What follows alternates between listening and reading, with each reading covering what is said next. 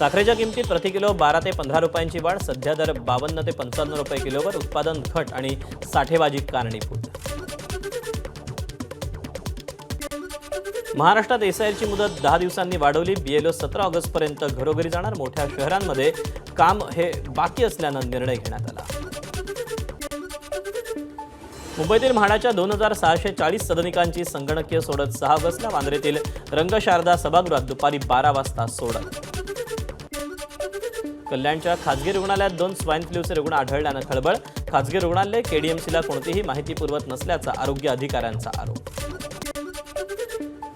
बीडच्या परळीत 10 ऑगस्टला अनुसूचित जाती उपवर्गीकरणाविरोधात मोर्चा. आनंदराज आंबेडकरांच्या उपस्थितीत मोर्चाचं आयोजन. लातूर जिल्ह्यात खरोळा जिल्हा परिषदेसमोर विद्यार्थी आणि पालकांचं आंदोलन. शिक्षक नसल्यानं विद्यार्थ्यांचं शैक्षणिक नुकसान होत असल्याचा पालकांचा आरोप.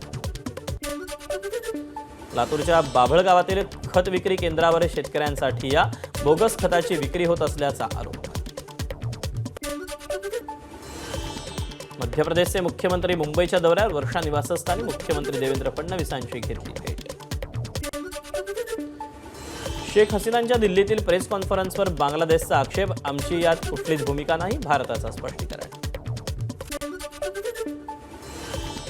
लॅटिन संगीताची राणी शकीरा भारतात येणार. मुंबई, पुणे, दिल्लीसह 5 शहरात म्युझिकल कॉन्सर्टची शक्यता. राष्ट्रकुल क्रीडा स्पर्धेत पदक पटकावलेल्या ज्ञानेश्वरी यादवचं छत्तीसगडच्या राजनांदगावात जल्लोषात स्वागत. ज्ञानेश्वरीची मिरवणूक. ज्ञानेश्वरीनं वेटलिफ्टिंगमध्ये रौप्य पदक पटकावलं.